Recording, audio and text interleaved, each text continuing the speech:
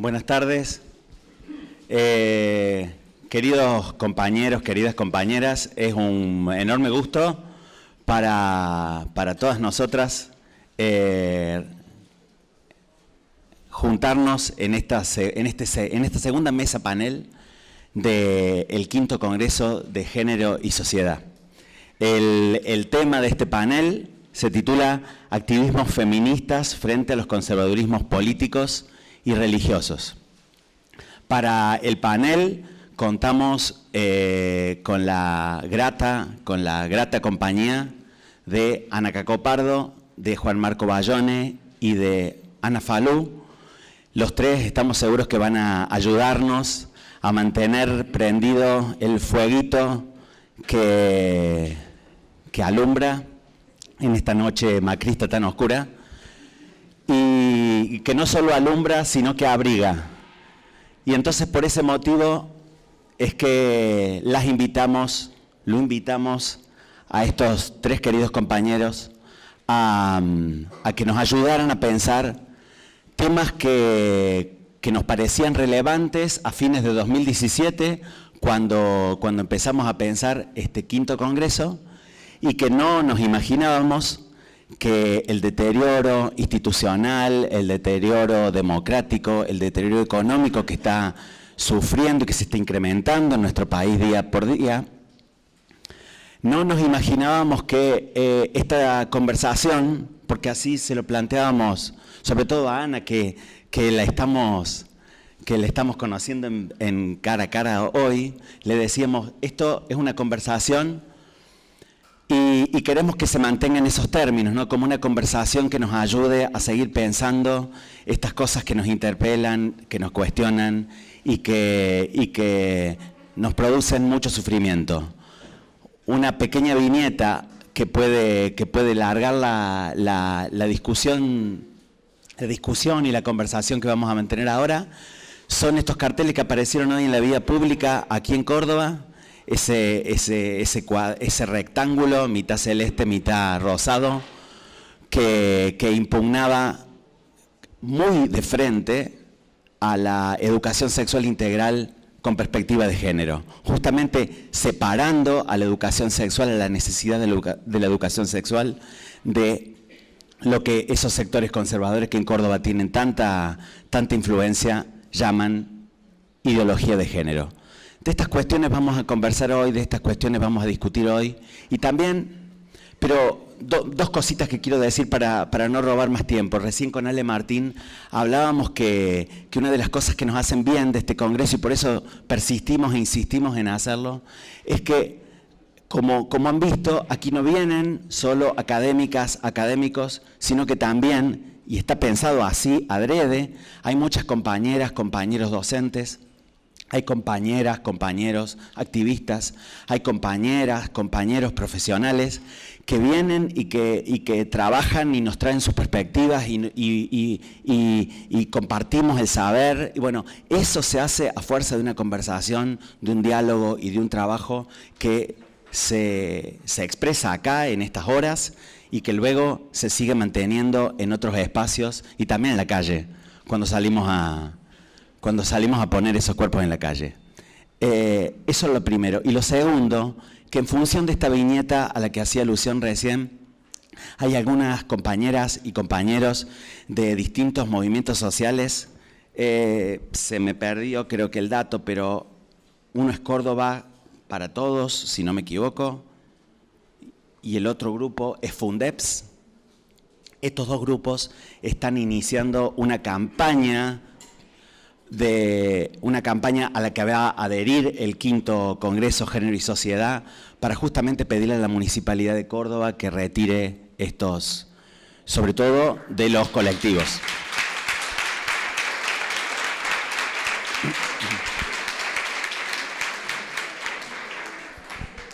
Así que bueno, dicho esto, vamos a pasar al panel. Primero vamos a escuchar a Ana Cacopardo, después a Juan Marco Bayone y en tercer lugar a Ana Falú. Cada uno va a tener 20 minutitos y así dejamos después tiempo para que podamos preguntar, intervenir, conversar, opinar, traer otro poquito más de fuego a esta conversación. Les voy a presentar primero, para quienes no la conozcan, pero lo dudo que así sea, Ana Cacopardo es periodista, es productora y es documentalista. Estudió en la Facultad de Periodismo y Comunicación Social de la Universidad Nacional de La Plata. Está haciendo su doctorado en Derechos Humanos en la Universidad Nacional de Lanús. Fue directora ejecutiva de la Comisión de la Memoria de la Provincia de Buenos Aires entre 2004 y 2010. Recibió, no por nada, el premio Lola Mora en 2013 por ese gran aporte que todavía está ahí en YouTube ayudando, refrescando nuestra memoria e incentivando nuestras luchas, como es toda esa serie de materiales que se encuentran en Historias de Vida y que además fueron publicadas en un volumen que se llama Historias de Vidas, Conversaciones y Testimonios de Editorial Patria Grande en el año 2016. Por estos motivos y por muchos otros nos interesaba escuchar hoy a Ana Cacopardo para que viniera a traernos su visión sobre los activismos y las resistencias en este momento aciago que vivimos, pero que nos encuentra juntas. Bueno, muchas gracias. De verdad, enorme gratitud por estar acá. Es una alegría. Necesitamos tanto, ¿no?, estos espacios.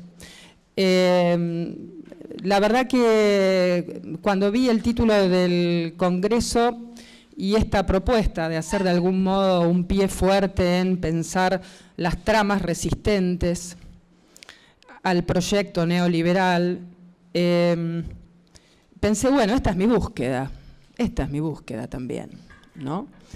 Esta es nuestra búsqueda y es el producto de un camino, en algún sentido el que describías en la presentación, ¿no? Uno viene también de esos tejidos, de los organismos de derechos humanos, del documentalismo, de los medios de comunicación, desde los feminismos, que para mí es una perspectiva más nueva. No hace mucho que me nombro feminista, aunque siempre lo fui.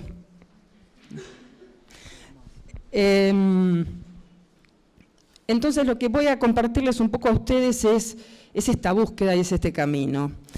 Yo hace mucho tiempo trabajo con narrativas testimoniales, es decir, me interesa el enfoque narrativo, comprender y explicar desde las lógicas de argumentación de los actores sociales, el testimonio como una plataforma en la que se despliegan identidades políticas y los sentidos de una experiencia.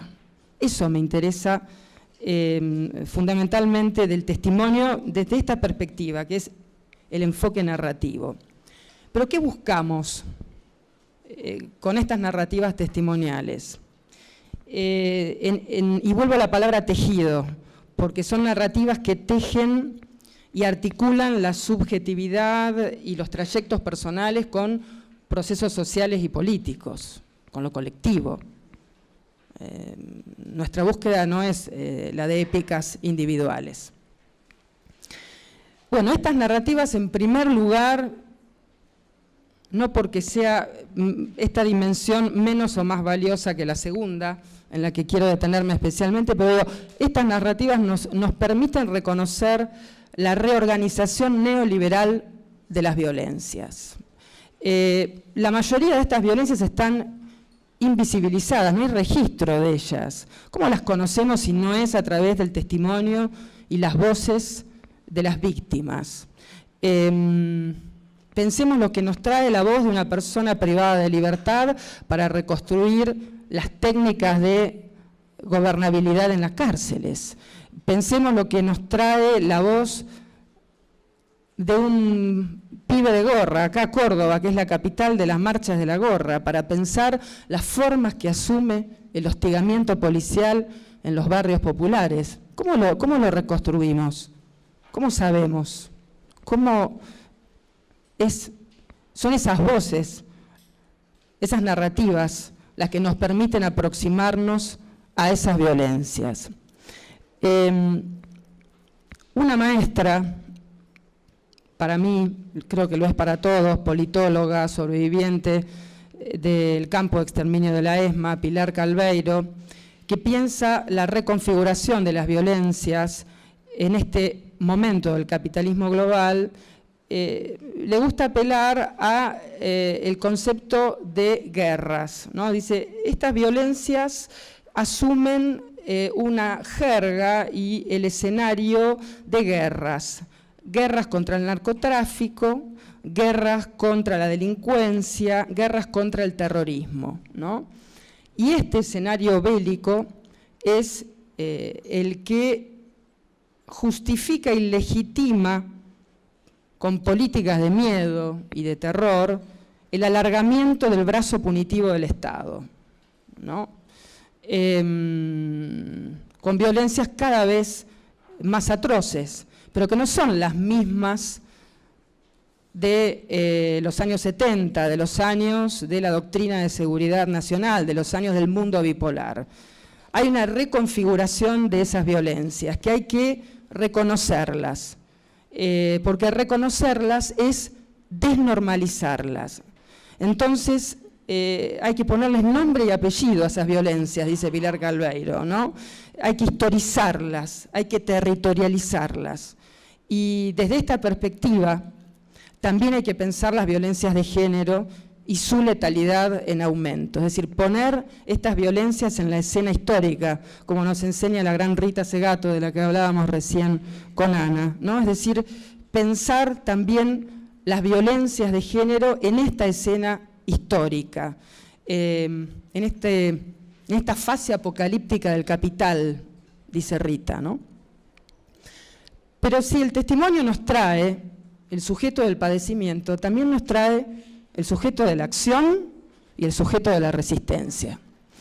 Entonces, este es el lugar donde, por una necesidad vital, política, existencial, hoy yo y un conjunto de compañeros, acá está Laurana Malacalza, que forma parte de ese equipo, y somos realizadores, es decir, estamos parados mirando el lugar de las tramas de resistencia al capitalismo neoliberal. Y hemos elegido hacerlo, en particular en una búsqueda que lleva ya 2 años, somos unos sobrevivientes en Canal Encuentro, ¿no? Lo hemos hecho desde las voces de dirigentes y activistas, voces de mujeres y activismos trans y travestis en América Latina. 2 ideas para pensar estas resistencias. Y también nos sirvieron para pensar esta agenda que hacemos pública, con la esperanza de que sea una herramienta para todos. Una de las ideas que les decía es política es no guetificar las luchas feministas, ¿no? Es decir, poner el foco en los campos de articulación.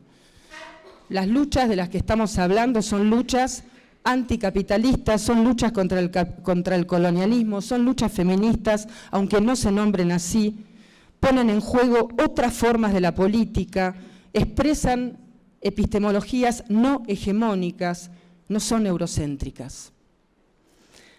La otra herramienta para pensar estas articulaciones es un concepto de una socióloga boliviana, una de las intelectuales más formidables de nuestro continente, Silvia Rivera Cusicanqui. Si no la conocen, les recomiendo la busquen, hay mucho material sobre ella.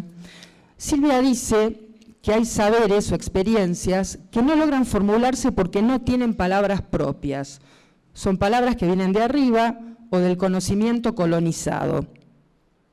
Entonces, ella propone un concepto que es una voz aymara, que es la noción de cheje. Cheje en aymara evoca a algo que está manchado. Lo blanco manchado de negro o viceversa, lo negro manchado de blanco. Con esta noción, con la noción de cheje, Silvia nos propone pensar el mestizaje como categoría emancipatoria, es decir, como una categoría capaz de poner en diálogo, articulación, distintos aspectos emancipadores de las herencias europeas, occidentales y la indígena. La noción de derecho de las personas con la noción de comunidad, la técnica occidental y la ética aymara, los usos y costumbres y los feminismos. Y lo que dice también Silvia cuando define esta noción como herramienta es que lo cheje es un campo donde no hay síntesis ni hibridajes.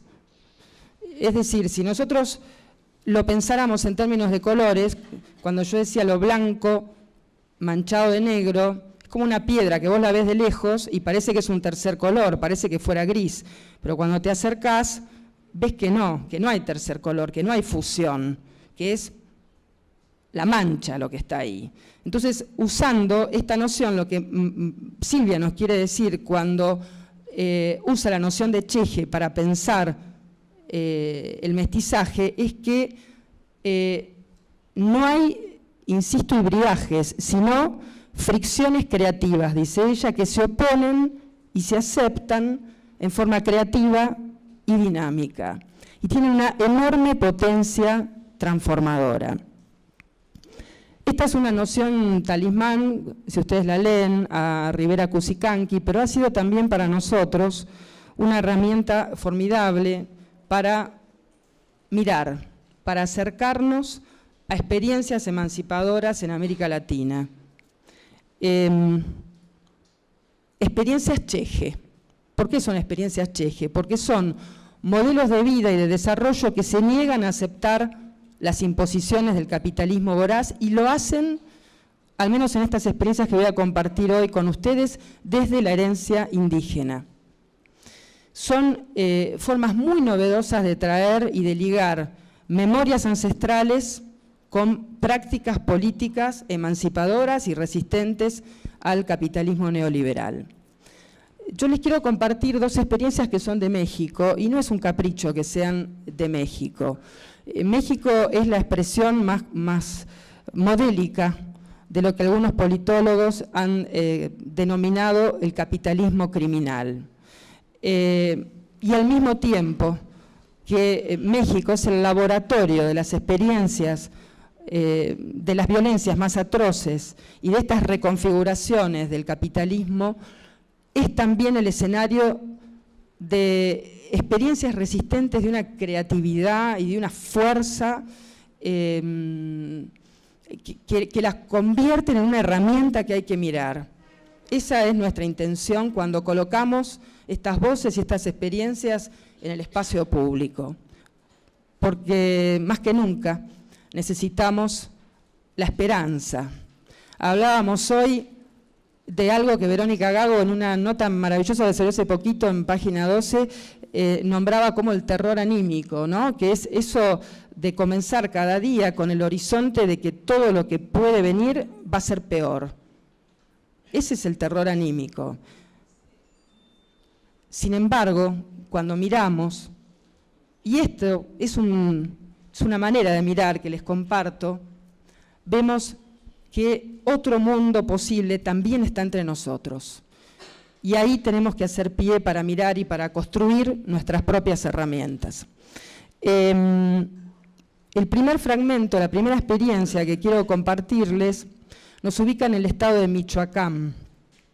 Esto es narcoestado puro, ¿no? Es decir, una de las características, es decir, no hay estado. Ya ni siquiera diría que hay colusión del narco, sino el narco es el Estado, ¿no? Allí la etnia purépecha tiene una fuerza enorme, su lengua la tiene, y hay una comunidad que se llama Cherán, tiene 20.000 habitantes. Cherán, el 15 de abril del 2011, protagonizó una rebelión contra el narcoestado. El narcoestado, ¿qué forma asumía en Cherán? la forma de devastar sus territorios, sus bosques. Habían talado 30.000 hectáreas de bosques.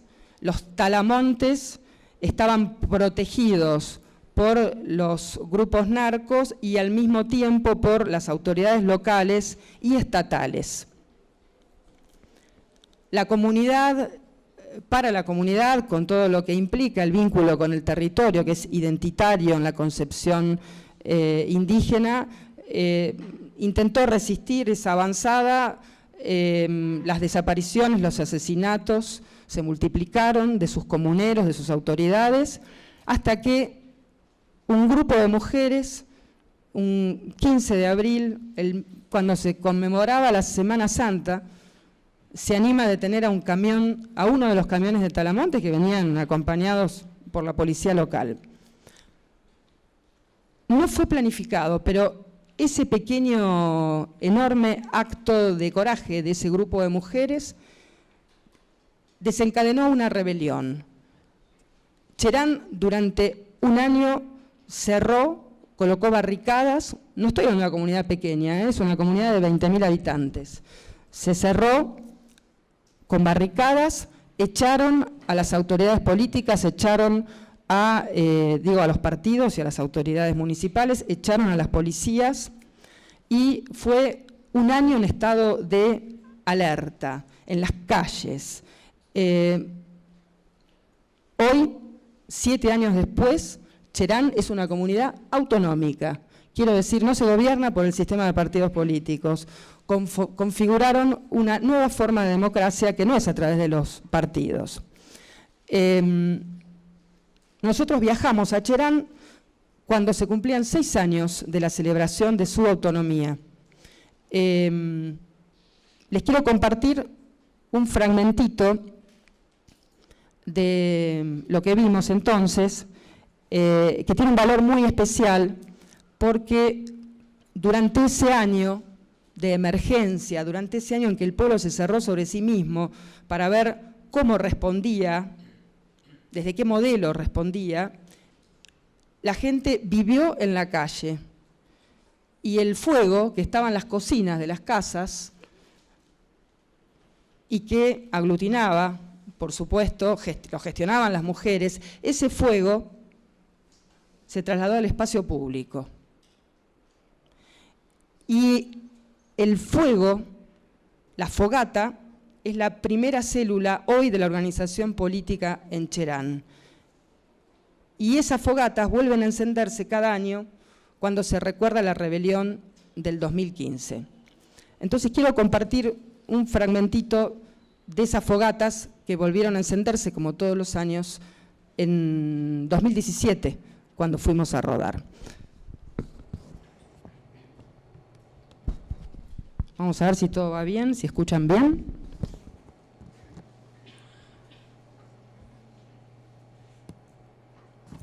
Este es mi protector de pantalla, no sé si les dice algo, ¿no?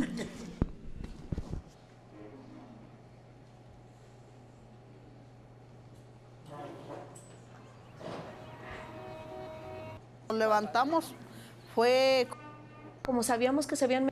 Se recuperaron.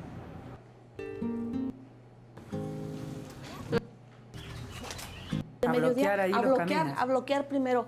Todos nos concentramos y en la noche, ¿qué vamos a hacer? No, pues a prender el fuego. ¿Sí? Así empezaron las fogatas. Así empezaron las fogatas. El símbolo del levantamiento. El símbolo de levantamiento.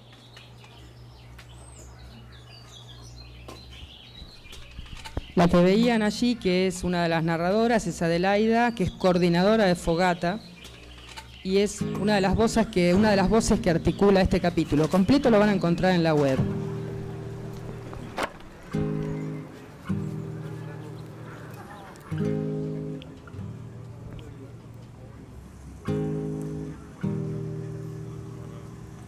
Hoy es 15 de abril, cuando festejamos nosotros aquí la fogata. Estamos recordando pues esos días que pasamos tan con miedo y a la vez en las fogatas pues nos poníamos platicando y Y fue muy bonito. Con miedo, pero fue muy bonito. Pero es algo que no se olvida y que valió la pena. Y que vale la pena seguir luchando. Las personas mayores se juntaban y también nosotros ahí nos poníamos, entonces ellos empezaban a contar anécdotas, todos nos poníamos escuchando, oyendo qué decían, aprendiendo sobre todo, como una escuela. Pero era un poco más bonito porque todos los padres se integraban, todos los niños, todas las familias, nadie quedaba fuera de ahí.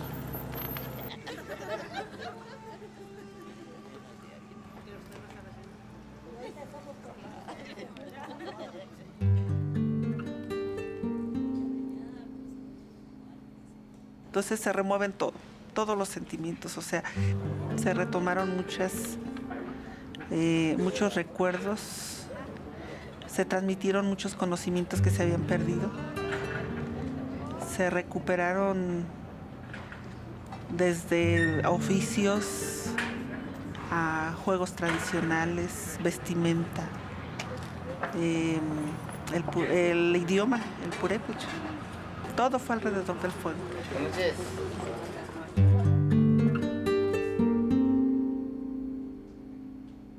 Cada vez que el coordinador de fogata nos invita, nos venimos aquí y conversamos y convivimos y vamos viendo los problemas que hay en el pueblo y opinamos para poderlos resolver entre todos. Y así nos apoyamos. Y así hemos salido pues adelante y seguiremos saliendo pues porque no hay de otra forma pues, porque si no van a volver a venir y nos van a volver a hacer lo mismo.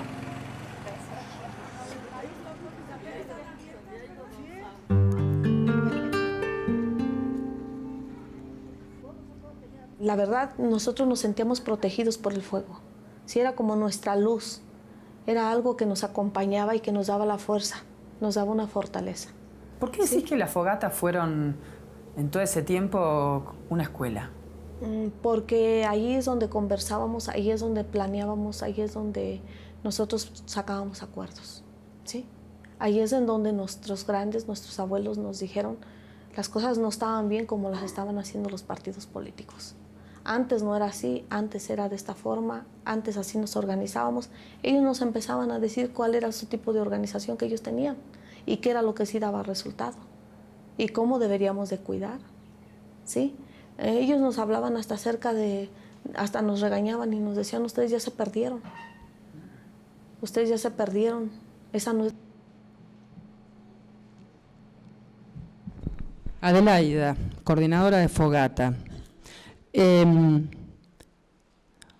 Esta experiencia de Cherán es una experiencia vigente, ¿no? Es decir, no sabemos mucho de México, quizás la experiencia autonómica más conocida es la de los zapatistas, pero también hay otras experiencias autonómicas y la de Cherán es una de ellas.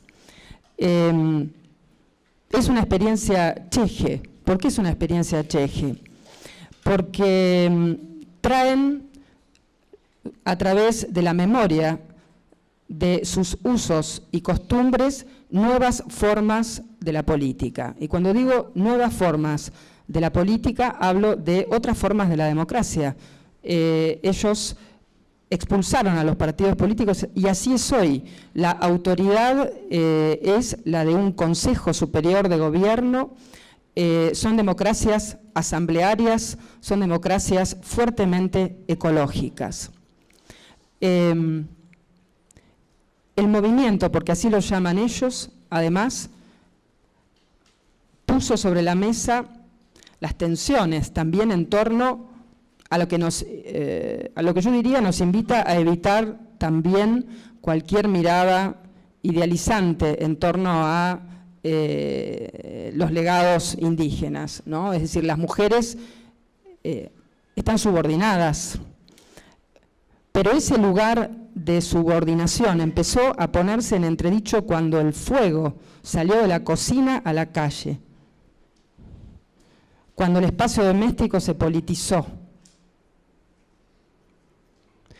Y esas mujeres hoy tienen representación en el Consejo Superior y un lugar protagónico como coordinadoras de fogatas. Las fogatas siguen existiendo como metáfora de lo que son las asambleas barriales. Esta es la experiencia de Cherán. Y una última y chiquita experiencia, porque estoy en tiempo, después si quieren conversamos, viene de Juchitán, también de México, Oaxaca. Saben ustedes que allí la cultura, la etnia indígena es la zapoteca. Los zapotecos tienen una cultura travesti ancestral, son las muyes. Es una identidad travesti ancestral, tiene un lugar en la comunidad, un reconocimiento en la comunidad. El zapoteco no es un lenguaje binario, es decir, no tiene artículos que designen género. Tiene el ti. En zapoteco usan el ti, que indistintamente es femenino, masculino, no designa género. No es... miren qué interesante, ¿no? Eso está anclado en el propio lenguaje zapoteco. Y las muyes todos los años hacen una fiesta fantástica, que es una fiesta comunitaria. Ahí también está muy fuerte la noción de lo comunitario, que se llama la Vela de las Intrépidas Buscadoras de Peligro. Miren qué lindo nombre. La Vela de las Intrépidas Buscadoras de Peligro. Porque en todos los casos y en todas estas experiencias de lo que estamos hablando es de desafiar al miedo. Porque si algo está instalado en el corazón de este sistema es el miedo para disciplinarnos, ¿no? Y así como el miedo se contagia, el coraje también se contagia. Por eso estamos juntos. Bueno, muy chiquitito, les muestro un minutito de Amaranta Gómez Regalado, una genia, antropóloga y muye.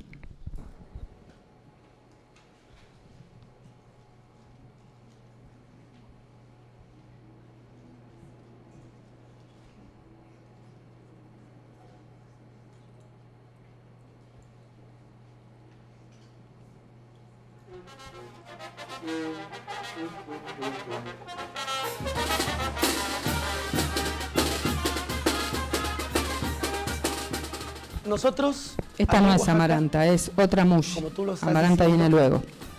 Lo que diga el arzobispo y lo que digan los curas, eso nos lo pasamos por el arco de triunfo.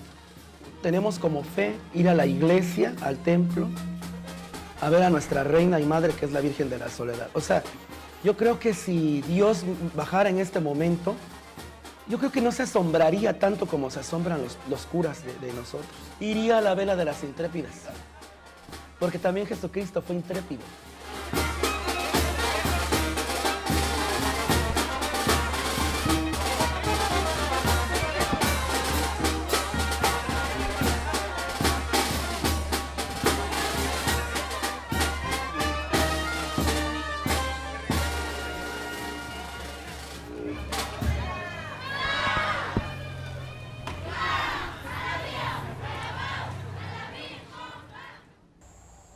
En el caso de los zapotecos, Ella es yo creo Amaranta. que lo emancipador que hemos podido hacer como etnia, como cultura, incluyendo la expresión de género como muye, es que hemos sabido zapotequizar las cosas. Zapotequizar las cosas. Apropiarnos de lo externo en un punto sin que eso nos avasalle y reformularlo desde nuestras propias cosmovisión, desde nuestro propio entendimiento y la forma de mirar al mundo y la vida. Ahí está, me parece, que la estrategia de la emancipación.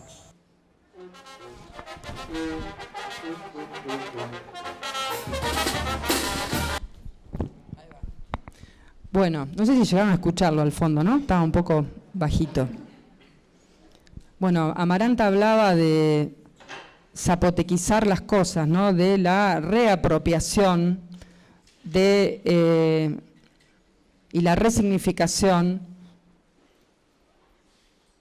de herramientas que vienen del poder colonizador, empezando por la propia Iglesia, ¿no?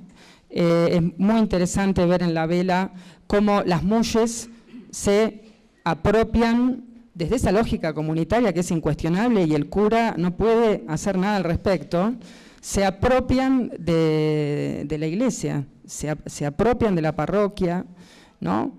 Y desafían, ¿cómo era el título de la mesa? ¿No? Los conservadurismos políticos. Son intrépidas, pero además vuelvo a lo Cheje como un concepto para mirar experiencias emancipadoras. Acá hay articulaciones entre las identidades ancestrales zapotecas, entre las muyes y las agendas LGTBI. Es decir, vuelvo a qué pasa cuando estas herencias conviven sin mezclarse y hay ahí como un campo de fricción. Hay un campo de fricción. ¿Por qué? Porque en esa articulación con las agendas LGTBI lo que se pone en entredicho es la posición femenina tradicional de las muyes en la comunidad zapoteca, porque las muyes son las que hacen los bordados tradicionales, las muyes son las que hacen el cuidado de los padres cuando los padres se envejecen, es decir, expresan también una posición femenina muy tradicional que en la articulación con las nuevas agendas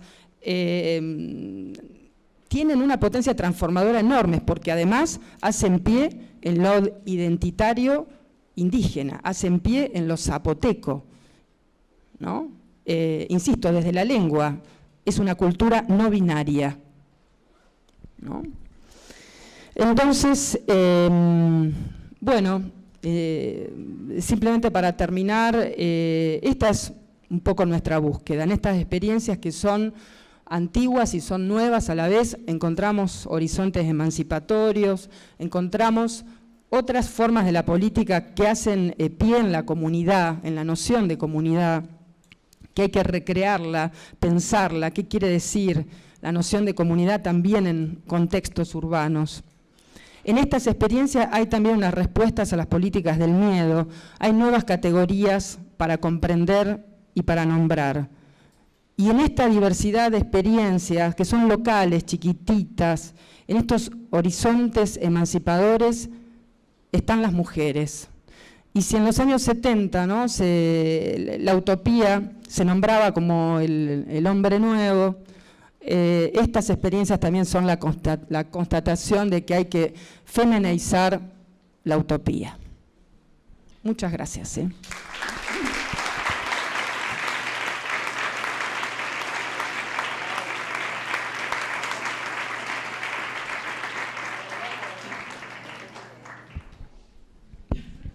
Ahora vamos a escuchar al querido amigo Juan Marco Bayone. Juan Marco es profesor de Sociología en la Facultad de Derecho de nuestra Universidad Nacional de Córdoba y también es investigador de carrera de CONICET. Es doctor en Derecho por la Universidad Nacional de Córdoba y doctor en Sociología en la New School. Sus áreas de investigación incluyen el estudio de los vínculos entre religión y política y las regulaciones legales sobre la sexualidad y sobre la reproducción. Actualmente dirige y comparte un espacio muy fecundo en ese lugar tan particular que es la universidad, que es la Facultad de Derecho de la Universidad Nacional de Córdoba. Allí, en ese lugar, Juan Marco y sus compañeros y compañeras habitan y sostienen el programa de derechos sexuales y reproductivos. Un intrépido.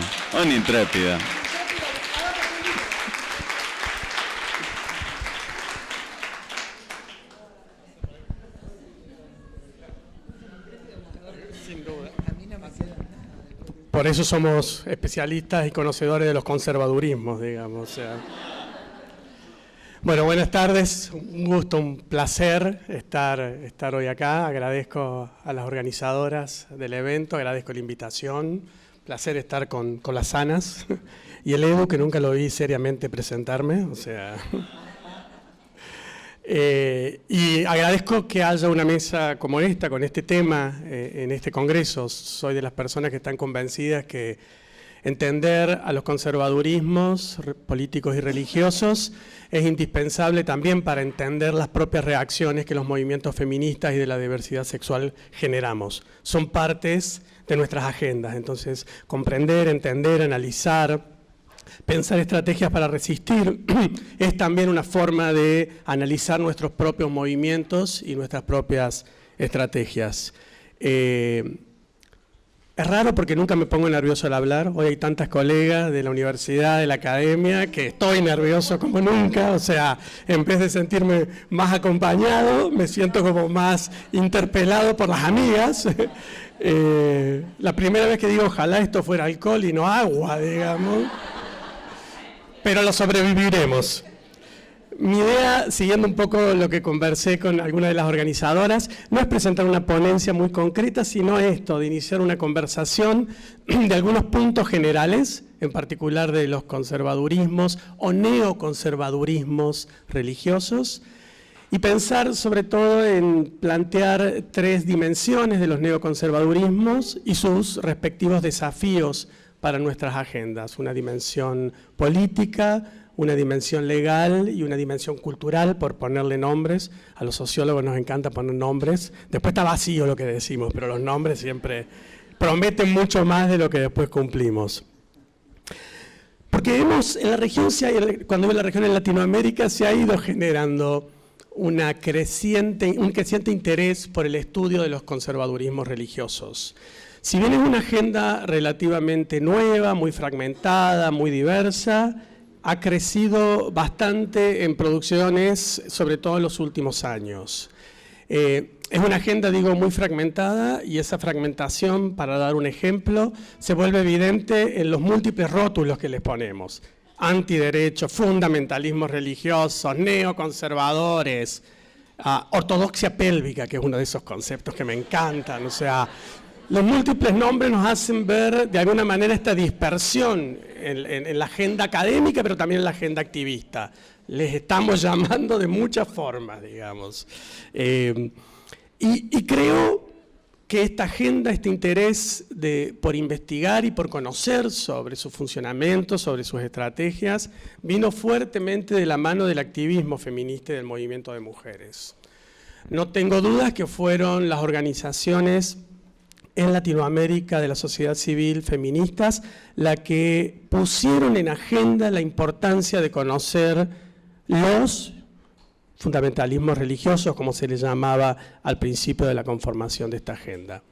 Y pienso en el rol de una organización como Católicas por el Derecho a Decidir en Brasil, en México o en Argentina, de una organización como PromSex en Perú, de Sexuality Policy Watch, localizada en Brasil, y la importancia que estas organizaciones tuvieron en ponernos en agenda el papel de los conservadurismos religiosos en la política sexual contemporánea.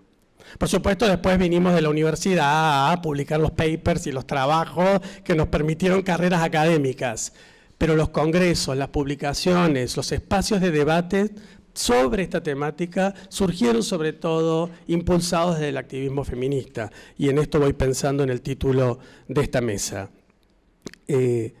Nosotros en particular, desde, como dijo el Edu, un programa en derechos sexuales y reproductivos que hace varios años estamos intentando conocer de manera más profunda el accionar y las estrategias de estos sectores. Y una de las preguntas que atraviesa las agendas políticas, académicas, activistas sobre los conservadurismos religiosos y que se repite siempre y se está en vigencia hoy, ayer, es: ¿estamos frente a un retorno? ¿Estamos frente a un giro? ¿Estamos frente a un contramovimiento? ¿Estamos frente a un backlash? Digo, son algunos de los rótulos que empiezan a publicarse como trabajos para tratar de comprender qué está pasando en las sociedades latinoamericanas, con esta presencia política de sectores religiosos conservadores que irrumpen, para algunos de manera, sin entender de dónde vienen, para otros conociendo sus recorridos, pero que irrumpen en las agendas públicas, como irrumpe el colectivo de las distintas líneas en la ciudad de Córdoba, con esa campaña que Ledo hizo referencia al principio. Desde el programa nosotros usamos un término para tratar de comprender esta complejidad de la pregunta, si es retorno o si es una presencia que siempre existió, que se activa en ciertos momentos, y usamos el concepto de la politización reactiva de lo religioso. Para tratar de entender esto, para tratar de entender, por un lado, la forma en que para comprender el accionar de estos sectores es necesario comprender nuestras propias políticas feministas y de la diversidad sexual. Son reacciones, son politizaciones a los avances logrados por nuestras agendas, por nuestros activismos. Y son reactivas en el sentido que son reaccionarias a la posibilidad de un proyecto, como está propuesto en este Congreso, de emancipación en relación a la sexualidad. Esta idea de politización reactiva nos permite por lo pronto pensar en que si bien la pregunta sobre si esto es todo nuevo o es todo viejo es una pregunta que no nos conduce a un lugar muy claro, porque es una pregunta muy contextual de los distintos países, sí es necesario observar en las formas del accionar de estos conservadurismos políticos religiosos ciertas estrategias novedosas, ciertos cambios, ciertas rearticulaciones, que no implican necesariamente una ruptura, pero que sí ponen en escena nuevas formas de las políticas conservadoras que nos interpelan directamente a nuestras agendas y a nuestros activismos. Y en ese sentido, de forma telegráfica, presento estos tres niveles, políticos, legales o culturales, para hacer referencia a algunas de estas dimensiones que pueden pensarse como caracterizando un neoactivismo conservador en la política sexual contemporánea. Por un lado, este plano que llamé político, o sea, haciendo referencia a la necesidad de observar los cambios estratégicos en las formas de impacto de la agenda pública por parte de los sectores religiosos conservadores. Hemos usado en distintas publicaciones del programa el concepto de secularismo estratégico para tratar de captar algunos de estos cambios. Cambios que se hicieron evidentes en el debate del aborto que culminó hace poco tiempo. O sea, por un lado, la fuerte presencia y sostenida presencia de organizaciones no gubernamentales autodenominadas pro vida o pro familia, o sea, esta emergencia de lo que podría pensarse más como un movimiento social que como un conjunto de iglesias. Si uno observa los debates, la mayor parte de los expertos, de los participantes, provenían de estas organizaciones, que podemos discutir su conexión con lo religioso, así que también como podemos discutir si son viejas o nuevas, pero que sin duda le dan una nueva cara a ese activismo religioso conservador. Por otro lado, los cambios en las argumentaciones, los desplazamientos argumentales que se vienen dando ya hace un tiempo sostenido, pero que volvieron a visibilizarse en el debate sobre el aborto. Sin desconocer la presencia de discursos religiosos, de lo que uno habitualmente entiende como conservadurismo religioso, lo que primó en el debate de los expertos, en los invitados internacionales del movimiento conservador, fueron esos desplazamientos argumentales hacia el terreno de lo secular. Particularmente en el tema del aborto, en dos ejemplos más repetidos y marcados. Estoy pronunciando las S, esa tuvo influencia, porque yo me las como habitualmente. Más repetidos y marcados, que tienen que ver, por un lado, con la invitación de expertos internacionales para mostrar temas como el síndrome posaborto, y por otro lado, digamos, y ahí están los videos que lo están mostrando, y por otro lado la invitación de expertos nacionales e internacionales para mostrar que la legalización del aborto no impactaba de ninguna forma en la disminución de la mortalidad materna, digamos, dos de nuestros argumentos centrales para luchar por la legalización del aborto. sin estirarme mucho, ¿qué desafío nos presenta como activistas, como movimientos, como estudiosos de estos temas? Y es algo que hace rato venimos trabajando en el programa y que es de difícil resolución. O sea, el desafío que de alguna manera este nivel político nos presenta es la necesidad no solo de focalizarnos en los sectores conservadores más dogmáticos y fundamentalistas, sino en estos sectores que son los más estratégicos, más inteligentes y que han sabido mutar en sus formas de intervención política. Y esas mutaciones nos vuelven ciertas estrategias propias, no digo insuficientes, pero por lo menos la necesidad de revisarlas de forma constante, de manera crítica. La laicidad.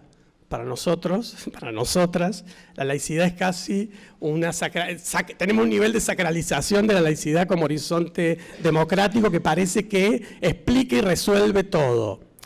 Pero si uno profundiza en los ejemplos que acabo de decir, la capacidad de adaptación a la laicidad como forma de la democracia por parte de los sectores religiosos conservadores está dado.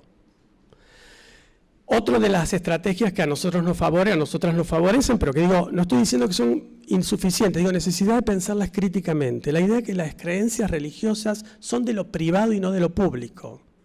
Décadas nos pasamos desmontando la diferencia entre privado y público, lo personal es político, para reinscribirla de forma casi accidental al momento en que tenemos que enclosetar las creencias religiosas.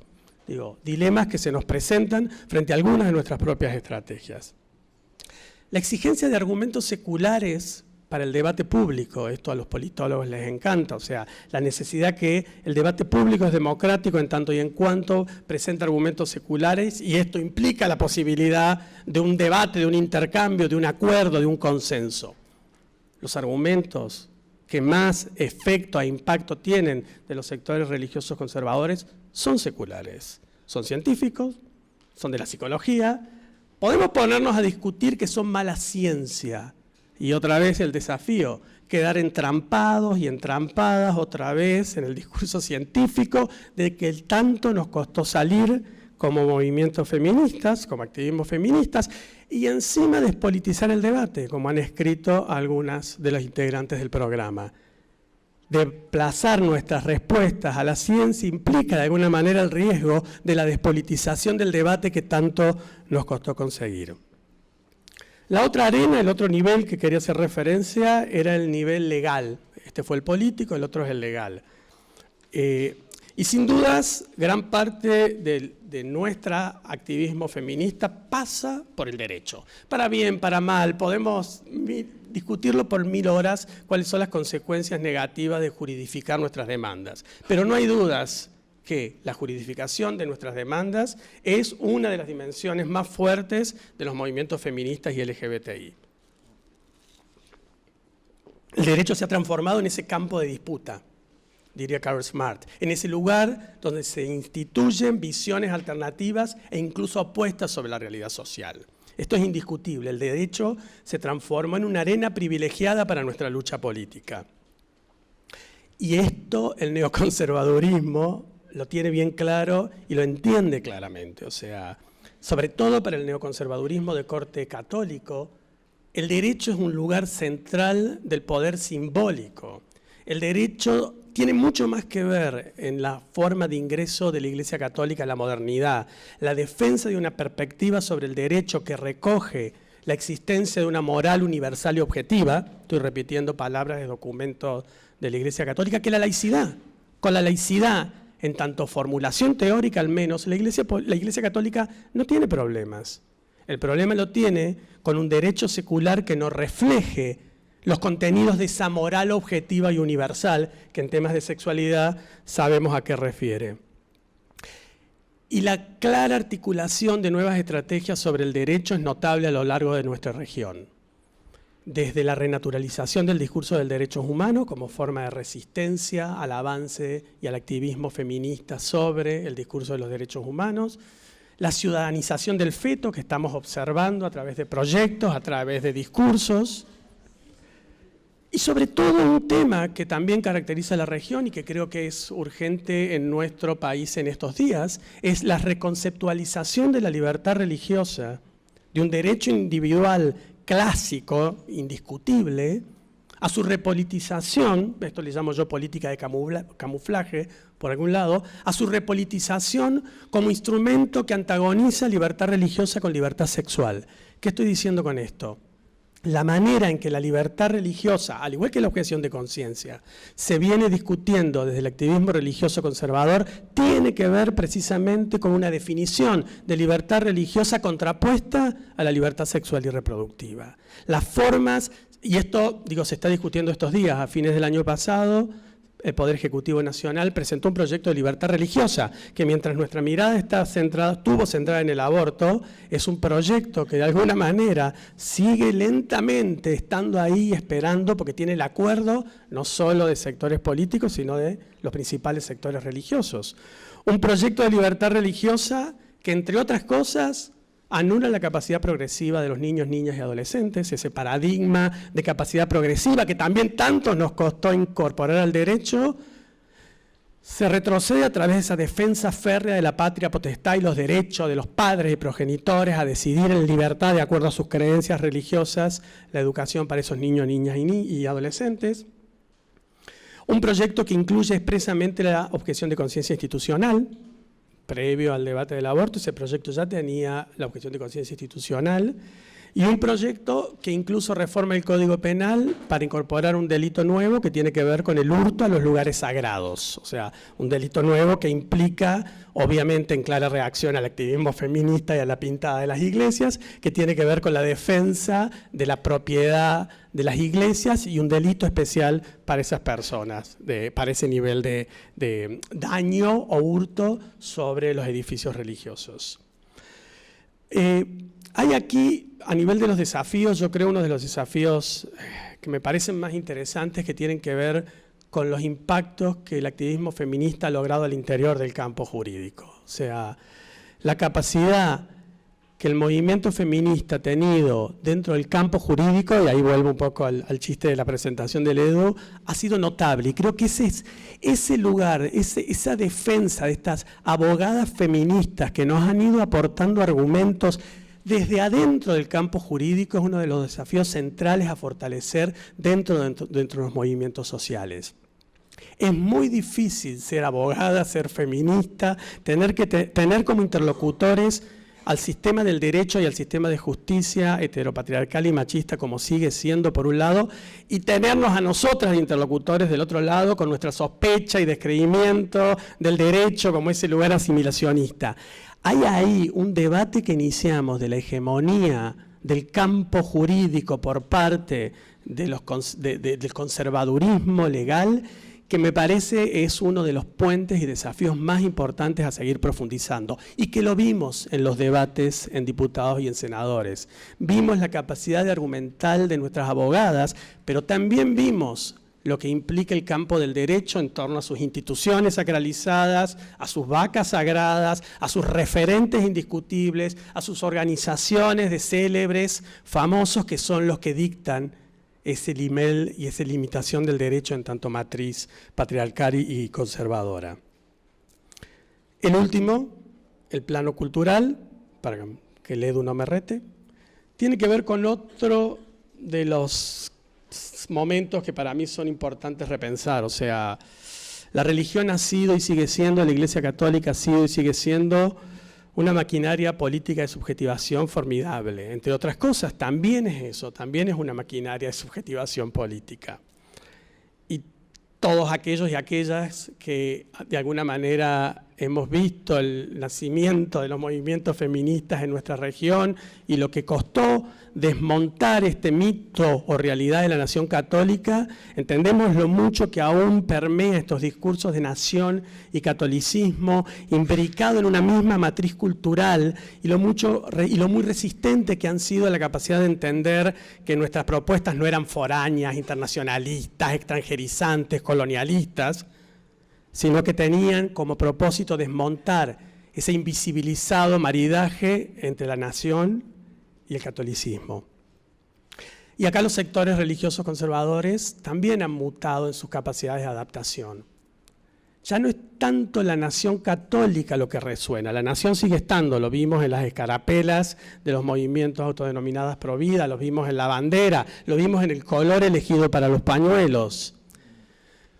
Pero como en otros países de la región, el desplazamiento se ha dado a incorporar a los sectores conservadores del campo evangélico. O sea, aquella nación católica está dando lugar, en su contraposición con las demandas vinculadas a los derechos sexuales y reproductivos, a un replanteo de lo nacional que no deja de tener esa matriz religiosa, pero que incorpora de manera sorprendente por momentos, si uno mira las historias a lo largo del siglo XX de estas dos iglesias, incorpora los sectores del campo evangélico. Y como me marcan los minutos, vamos rápido. El tema central en este nivel de impacto cultural ha sido la defensa de la ideología de género.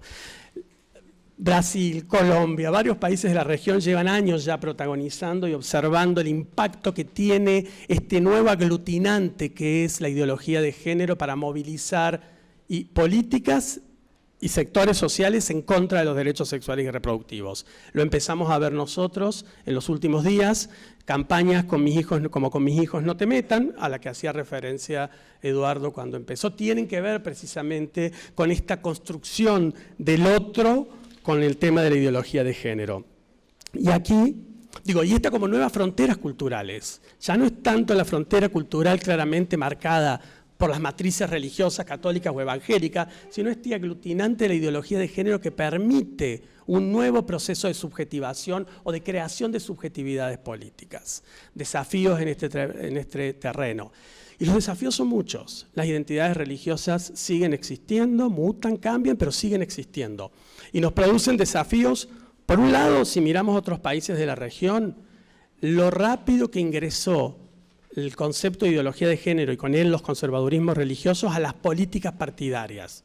Brasil, como un ejemplo de la región, pero Colombia, que tal vez por su matriz sea más similar a nosotros, digamos. Las alianzas que produce la politización de temas como el aborto la vimos también en estos días, en sectores de distintos partidos políticos haciendo causa común en relación a la demanda del aborto e incluso, todavía excepcional, la formación de un partido celeste, un partido exclusivo para defender la vida desde la concepción a nivel parlamentario.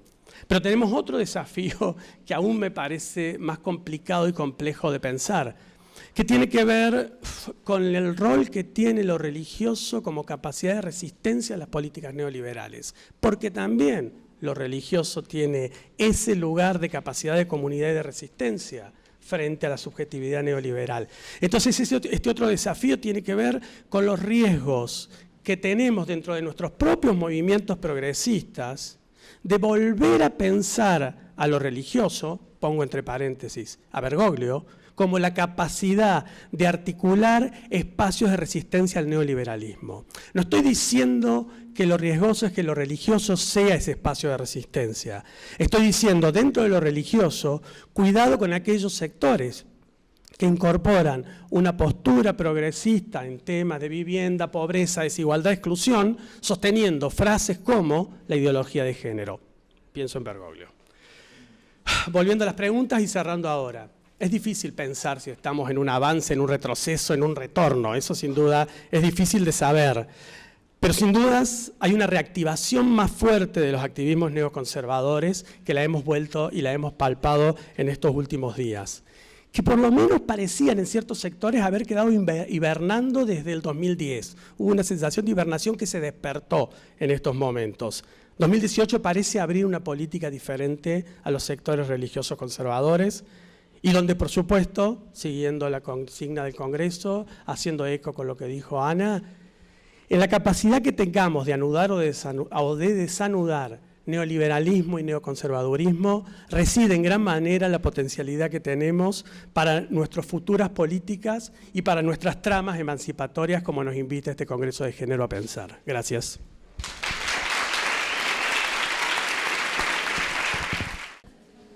Muchas gracias, Juan Marco.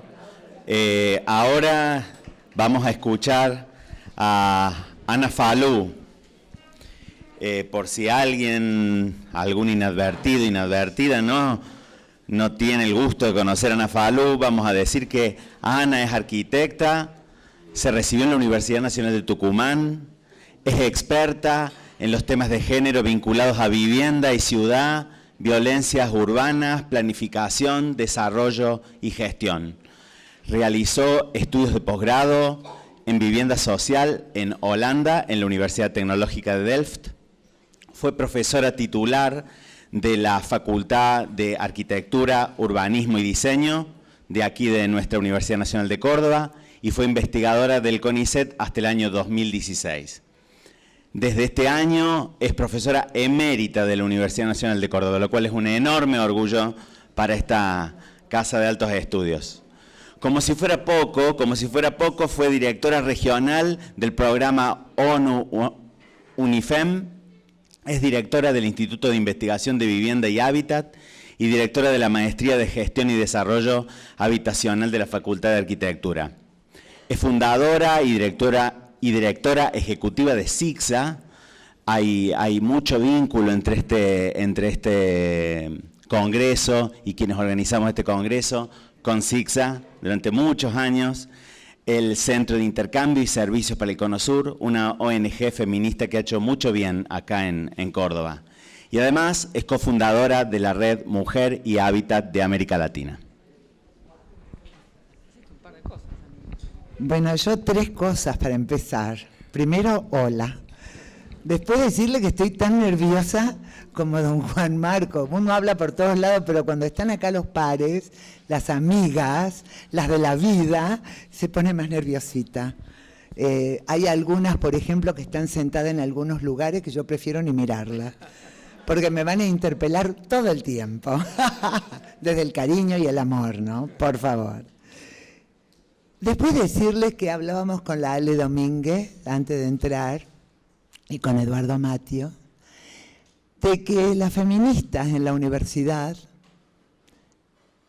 somos académicas, pero somos por sobre todo activistas feministas. Y esto marca también una diferencia, un derrotero. Y yo en realidad voy a hablar hoy como activista feminista, desde ese lugar, a estas preguntas tan difíciles que no sé si podremos contestarla entre todos y todas. Hay unos bastantes todos, ¿no? Agradecer a la Adriana Boria, que la vi por ahí, a la Alejandra Domínguez, a la Maite Rodigó y a Eduardo Matio, nuestro coordinador, por este esfuerzo enorme de este congreso. Yo diría que las feministas hemos impulsado una agenda radical, que hemos sido implacables en la defensa de los derechos humanos, que hemos colocado el tema de la igualdad en la aspiración colectiva del desarrollo.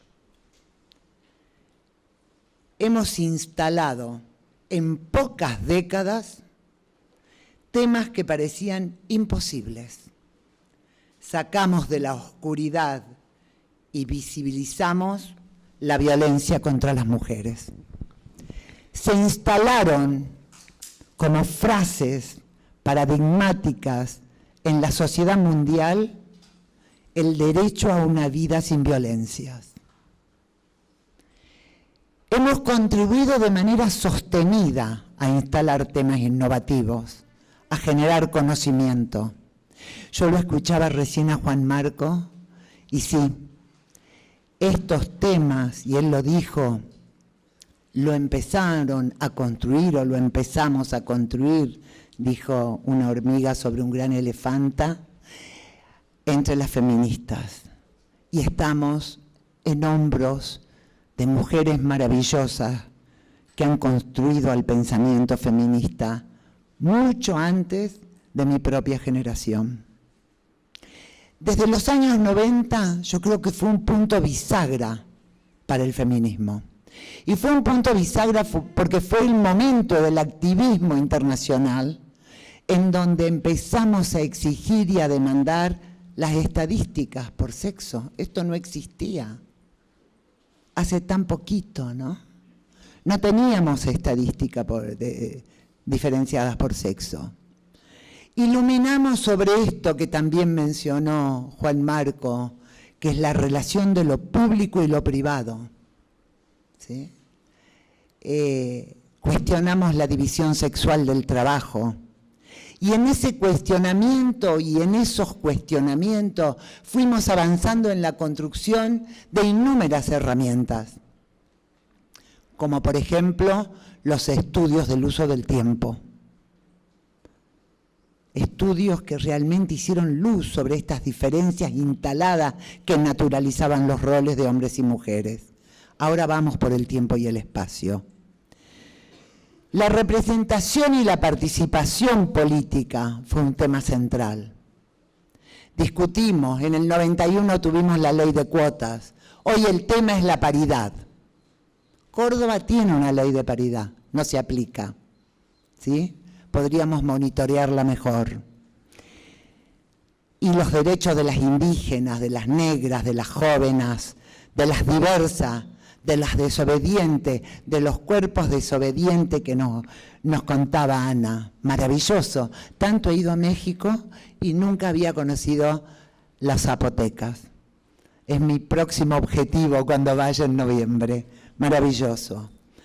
Porque esas desobediencias de los cuerpos, como las trans, como la sigla LGTBIQ, que hoy está instalada. Esto está instalado en lo público. Los feminismos populares.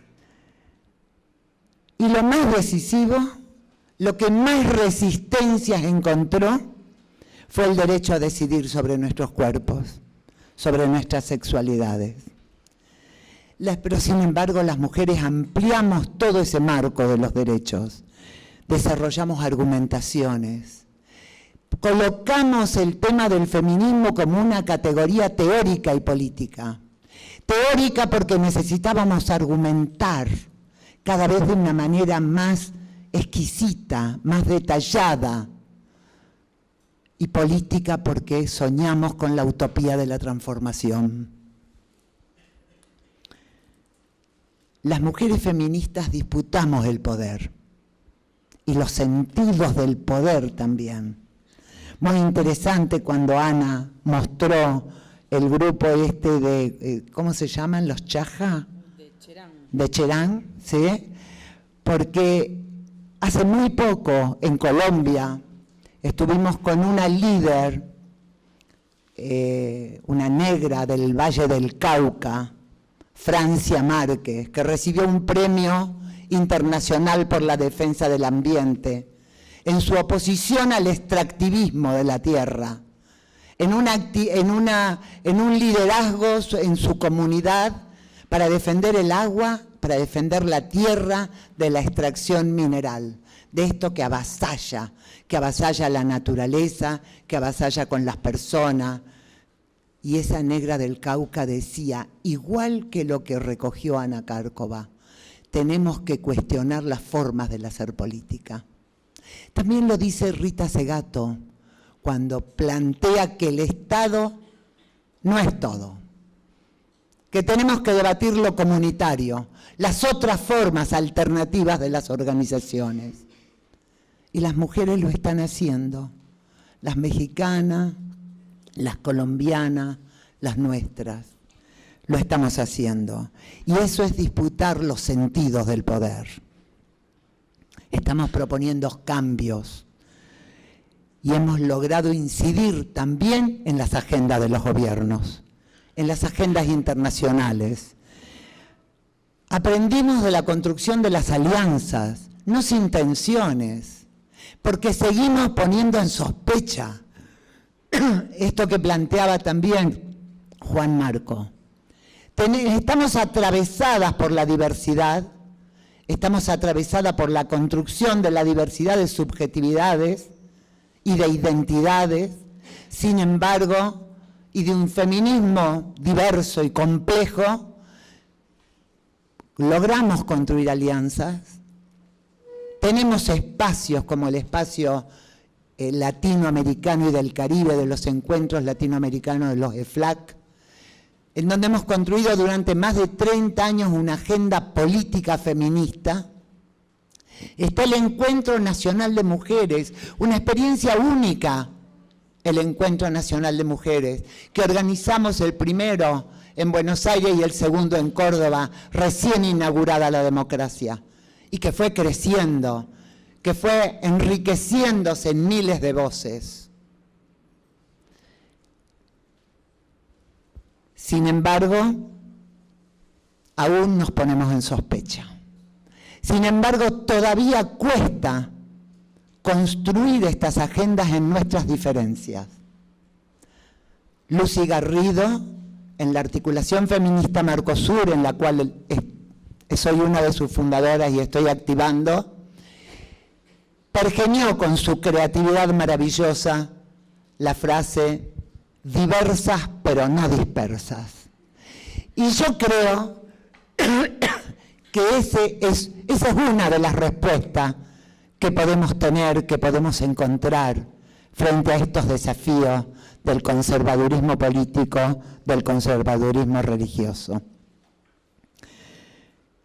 Y también hay que decir que han surgido y que emergen nuevas voces. Hay nuevos sujetos sociales. Y nuevos sujetos sociales como el Ni Una Menos, como el 8 de marzo que vincula los temas, no es la violencia, el trabajo invisibilizado, se articulan los temas están colocados en la agenda. La Marea Verde, que salió a las calles, impresionante, impensado, emocionante, hasta los huesos. Y eso es lo que Jacqueline Pitangui decía, estas jóvenes hicieron piel del feminismo. Se invistieron del feminismo construido en décadas. Estas jóvenes mujeres que salen de millones a la calle, ¿no? En la instalación de nuestros derechos en lo público, al decir de Habermas. Hay un crecimiento exponencial de estas voces, autoconvocadas, diversas, pero no dispersas. Y esta es una consigna preciosa que quiero dejar acá. Esas mujeres que algún senador definió que ganaron la votación de diputados, pero que algún senador definió que fueron las que realmente ganaron la contienda. No ganamos la votación, pero se ganó en las calles.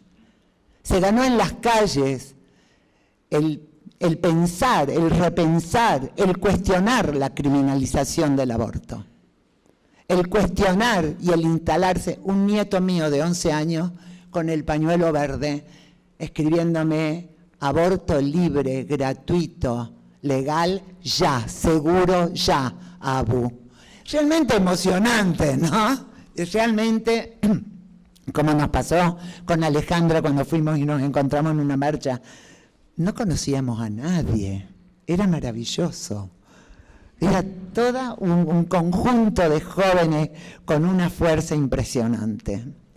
Pero a todo esto hay también un feminismo popular que va creciendo en estas diversidades de voces, ¿no? De mujeres de los sectores populares organizados que interpelan, incorporando sus contextos, sus territorialidades, sus cuerpos situados en esos contextos, en sus historias, en las subjetividades, que se han sumado a cuestionar el tema de los derechos a decidir sobre nuestros cuerpos, a la participación, a la acción política, las negras, las indígenas, las urbanas, las rurales, las trans, las jóvenes. Son procesos de empoderamiento, son procesos de ejercicios ciudadanos de las mujeres. Y esa es la característica, creo yo, del feminismo en América Latina hoy. Esa diversidad de voces, esas distintas condiciones étnicas, raciales, sexuales, generacionales, esos movimientos que enfrentan las expulsiones de las que nos habla Sassen frente a todo el fenómeno que estamos viviendo. a las exclusiones, la diversidad de las culturas, de las cosmovisiones. Y podemos afirmar realmente, creo yo, que estamos ante nuevos sujetos políticos. Y posiblemente los encuentros nacionales de mujeres de nuestro país hayan colaborado en esa construcción de estos nuevos sujetos políticos, de este feminismo popular, como se le da en llamar, ¿no? Yo creo que creativas, que audaces, hemos transformado nuestras rebeldías en argumentos, en propuestas. En algunos países con legislaciones muy avanzadas, como la ley de cuidado en el Uruguay, las leyes en México, el trabajo sobre los temas que el movimiento de las mujeres urbanas está instalando, los cuestionamientos al uso del tiempo, a la cuantificación económica, a la visibilización del trabajo no remunerado que las mujeres realizamos y que contribuye al desarrollo. Y que Silvia Federici, leerla por favor, ahí están los libros, los he visto, en una síntesis magistral que voy a leer, dice: debemos admitir que el capital ha tenido mucho éxito escondiendo nuestro trabajo. Ha creado una obra maestra a expensa de las mujeres. Ha denegado ese trabajo doméstico y lo ha transformado en un acto de amor. El capital mató 2 pájaros de un tiro, dice Federici. Y esto es el avance del feminismo. Pero ¿en qué contexto estamos? Porque esta es la parte de todo lo que hemos logrado construir, de todo lo que hemos avanzado y vamos a seguir avanzando. Pero ¿cuál es el contexto? Y yo creo que este Congreso lo expresa claramente en su convocatoria.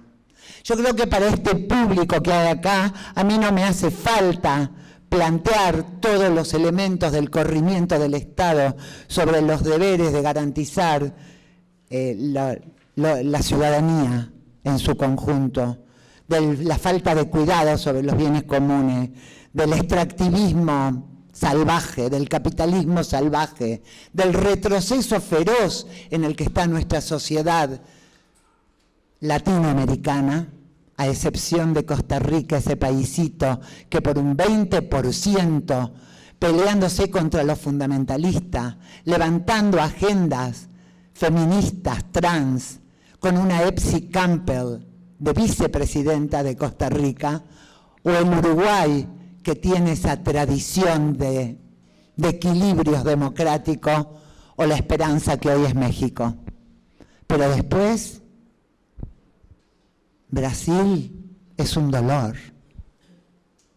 Hoy me mandaba Liliana Rainer un artículo en donde justamente Celso Amorín se reunía en San Pablo con los... Celso Amorín fue el ministro de Relaciones Exteriores de Lula y de Dilma. Y se reunía con los ministros de Francia, exministro, estaba Zapatero de España, y decían, no puede ser que el Brasil, que sacó 40 millones de la pobreza, que levantó todos los indicadores de calidad de vida, que incorporó e incluyó a los negros en la educación pública, estatal en las universidades, con cuotas para equiparar las viejas desigualdades. Me encantaría contarles todo ese proceso fantástico de debate, un proceso feminista también. Rita Segato fue una de las que sostuvo y peleó ese proceso desde la Universidad de Brasilia. Entonces, ¿qué vamos a decir de esta región nuestra que nos duele hasta los huesos? Vamos a decir que estamos viviendo democracias en retroceso, que hay una profunda insatisfacción sobre este contexto, que hay un Estado que impide en lugar de facilitar, que hay un Estado que reprime, y ustedes saben todos, no hace falta que lo cuente, que limita partidos políticos que no se renuevan, los mismos que acuerdan, los mismos, ¿sí?, que vuelven a las mismas agendas. Y yo diría que hay una sociedad conservadora. más allá de nosotras y nosotros. Hay una sociedad profundamente conservadora, una sociedad muy receptiva a las fuerzas conservadoras, a esta reacción de la que nos hablaba Juan Marco, ¿no? A esta politización reactiva, le llamaba él. Hay una receptividad desde una sociedad que es muy propiciadora de la ruptura de los tejidos sociales, que no le gusta cuando los tejidos sociales se consolidan y empiezan a expresarse como la marea verde. Molestamos mucho. Vamos a seguir molestando, esto seguro, ¿no? Pero molestamos mucho. Y entonces, ¿cuáles son los grandes desafíos que yo diría nos atraviesan, nos conectan con el campo del feminismo, con el campo de nuestras luchas, que están transversalizándonos? Y el gran desafío, el primer desafío es la desigualdad, que con este contexto ya sabemos que aumenta y que va a aumentar aún más. Ellos mismos lo dicen, es increíble, ¿no? Ellos mismos están alertando de cuán peor vamos a estar hacia fin de año. Entonces el primer desafío es la desigualdad. Y en Córdoba ha crecido al 30.1% con datos estadísticos propios de la propia estadística de la provincia, la pobreza. Estamos hablando de 500.000 personas, de 500.000 de personas. Es enorme, esto es enorme. Y esto unido a lo que acabamos de decir, el debilitamiento, el quiebre del Estado de Derecho. ¡Wow! Voy a ir más rápido, ¿sí?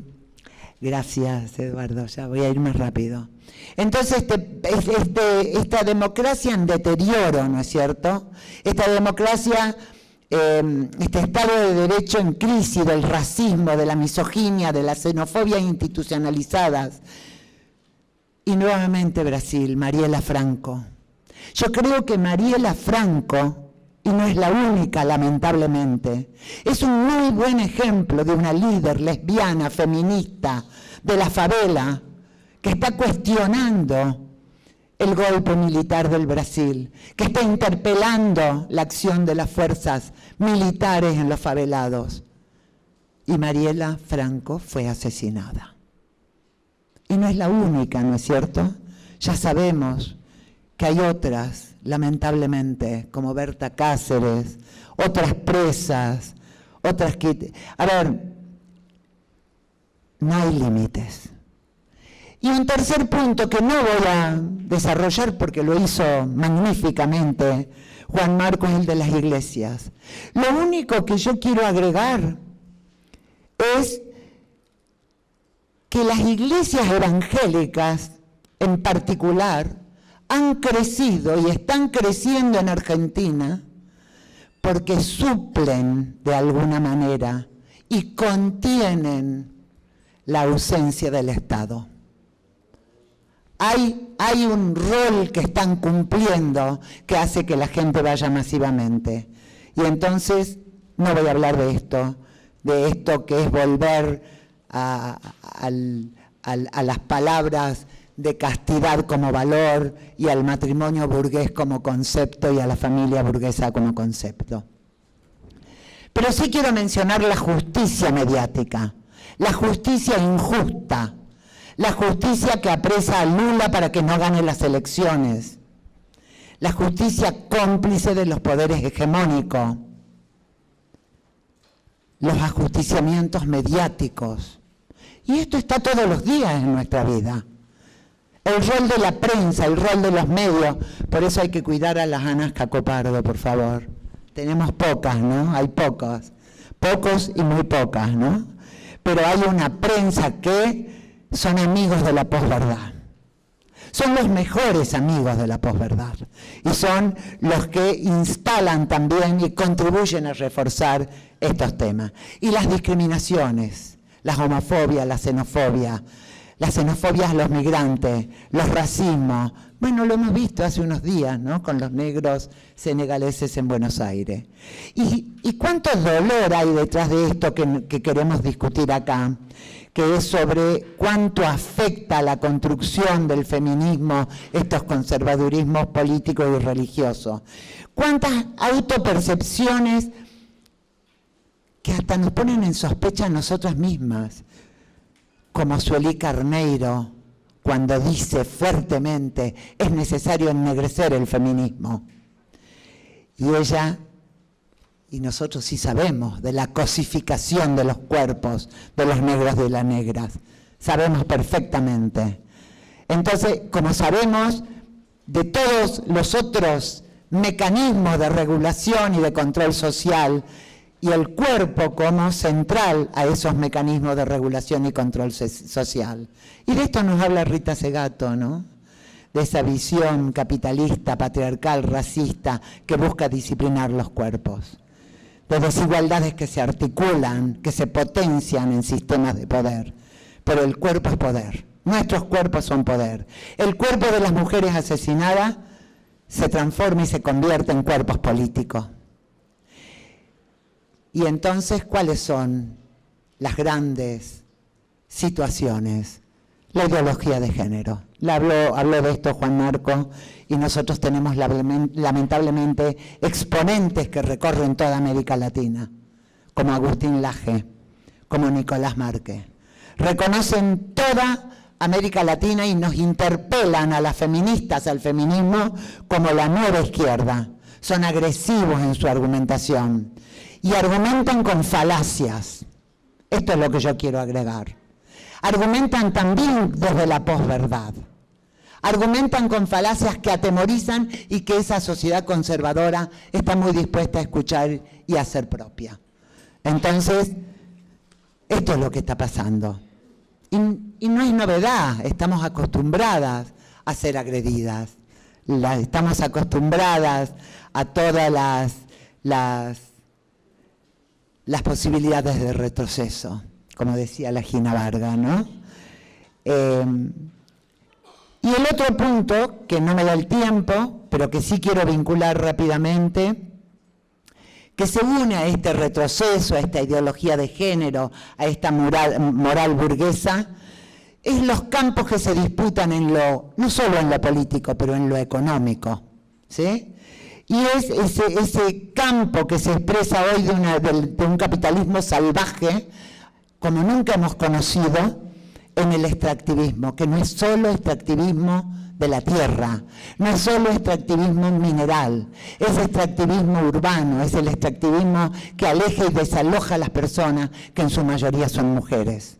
La mayoría de esos hogares que son la mayoría de la pobreza y que son los que están creciendo en porcentaje permanentemente. Los hogares a cargo único de mujeres y a cargo de hijos, y no solo hijos, porque crecen los dependientes a cargo de ella. Entonces, yo quiero cerrar diciendo y repitiendo esto, que el feminismo es teórico y político, pero que también es práctica y activismo, y que lo venimos construyendo. Lo venimos construyendo con capacidades, con argumentaciones, con ampliación de voces, con ironía, con humor, con creatividad, con irreverencia. Me encantó lo de los zapatecas, con irreverencia. Y con esa irreverencia, con esa capacidad emancipatoria y de transgresión que nos hace vencer temores, es que vamos a feminizar y vamos a volver feminista al mundo. Gracias.